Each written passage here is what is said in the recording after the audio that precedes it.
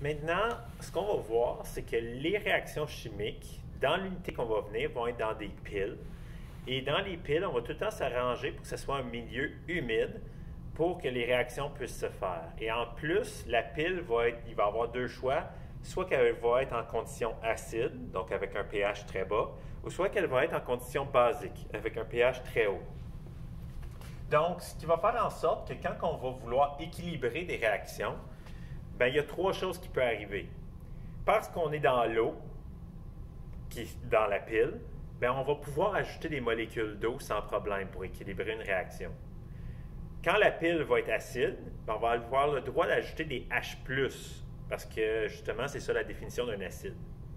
Et quand on va être dans une pile basique, on va avoir le droit d'ajouter des hydroxyles, donc des OH-, okay? À ce moment-là. Donc, comment ça fonctionne? C'est que je vais vous donner une équation, puis là, je vais te demander, équilibre-moi cette demi-réaction en conditions acides. Premièrement, une demi-réaction. Une demi-réaction, ça veut dire que ce n'est même pas une réaction complète. Ça va être soit l'oxydation ou soit la réduction. Donc, la première chose que tu vas faire, c'est que tu vas déterminer qu'est-ce que tu as. Est-ce que tu as une oxydation ou une réduction? Tu vas le savoir en déterminant les états d'oxydation. Donc, l'azote pur, c'est 0. L'oxygène, c'est -2. L'azote ici, je ne le sais pas, mais je sais que l'azote plus 3 fois l'oxygène va me donner une charge totale de -1, parce qu'ici, c'est l'ion nitrate. Donc, je viens de trouver que X est égal à +5.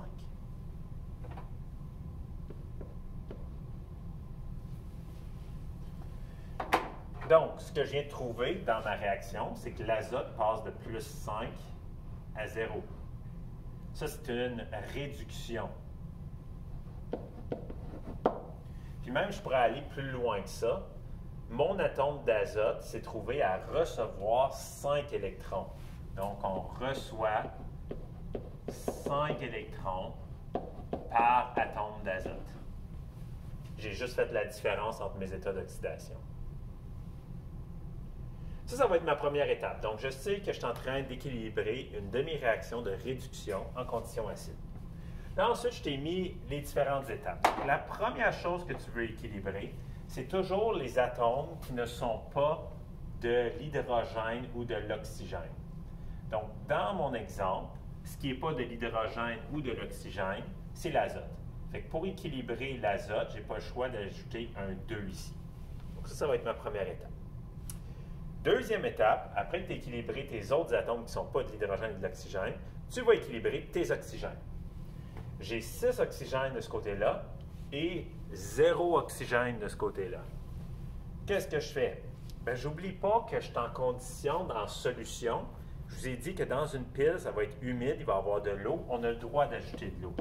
Donc, je vais ajouter de l'eau pour avoir des oxygènes. J'ai besoin de 6 oxygènes, donc je vais avoir besoin d'ajouter 6 molécules d'eau pour avoir 6 oxygènes. La troisième étape, après que tu aies équilibré tes azotes, après que tu aies équilibré tes oxygènes, tu veux équilibrer les hydrogènes. J'ai aucun hydrogène du côté des réactifs et j'en ai 6 du côté des 12 du côté des produits. Donc, parce qu'on est en condition acide, j'ai le droit d'ajouter des H+, des protons. Donc, je vais ajouter 12 protons de ce côté-ci.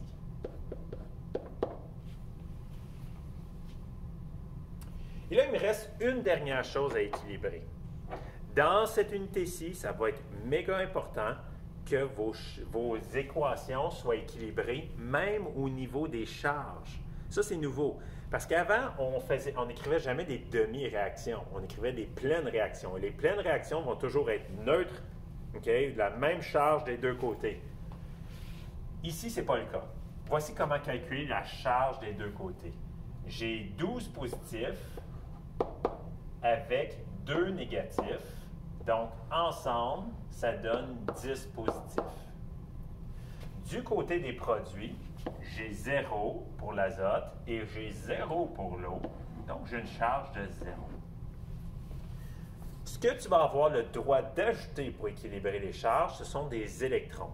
Parce que justement, à travers les deux demi-réactions, il y a une demi-réaction qui va donner des électrons à l'autre demi-réaction. Nous, on a la demi-réaction de réduction, donc c'est elle qui va recevoir des électrons de la demi-réaction d'oxydation. Donc, pour savoir où placer les électrons, je dois placer 10 électrons pour équilibrer les charges. Si je place les 10 électrons du côté des produits, je vais avoir 10 négatifs. Bien, vous savez qu'en mathématiques, 10 positifs n'est pas égal à 10 négatifs. Okay? Donc, ce qu'il faudrait plutôt que je fasse, c'est de placer mes 10 électrons du côté des réactifs. Pourquoi? 10 électrons, c'est une charge de 10 négatifs. Et 10 négatifs avec 10 positifs, ça me donne une charge de 0. Et là, j'ai la même charge du côté des réactifs et des produits. Juste vous mentionner, ce n'est pas tous les exercices qui vont avoir une charge de 0 du côté des réactifs et des produits. Certaines réactions, ça va être une charge de plus 2 du côté des réactifs et plus 2 du côté des produits. Mais ce qui est important, c'est qu'il faut que ce soit la même charge du côté des réactifs et du côté des produits avec le même signe. De toute façon, j'aurais pu savoir que mes électrons étaient du côté des réactifs. Parce que dans une réduction, les électrons sont tout le temps du côté des réactifs. Réduction, réactif. Réduction, réactif. Okay? Donc, j'ai vérifié. L'autre chose que j'aurais pu vérifier, c'est que j'ai mentionné ici que chaque atome d'azote recevait 5 électrons. J'ai 2 atomes d'azote, 2 fois 5, je reçois 10 électrons. Donc, vous pouvez toujours vérifier votre réponse avec cette petite prédiction-là que vous avez faite dès le début du calcul. Faites le deuxième exemple ici. Vous allez voir qu'il y a des fois, il y a des étapes qu'on peut sauter parce que ça ne s'applique pas. Ici, premièrement, les états d'oxydation. L'oxygène, c'est 0. C'est le peroxyde d'hydrogène. Le peroxyde d'hydrogène, ça ici, ce sont les états d'oxydation. Si je regarde qu'est-ce qui se passe dans cette réaction-là, c'est encore l'oxygène ici qui est devenu moins 1. Ça, c'est encore une réduction. Et je pourrais aller plus loin. Chaque oxygène reçoit, la différence c'est 1, reçoit un électron. Reçoit un électron par atome d'oxygène. Donc, déjà là, avec ma prédiction, je sais que les électrons vont apparaître du côté des réactifs parce que c'est une réduction. Mais vérifions quand même.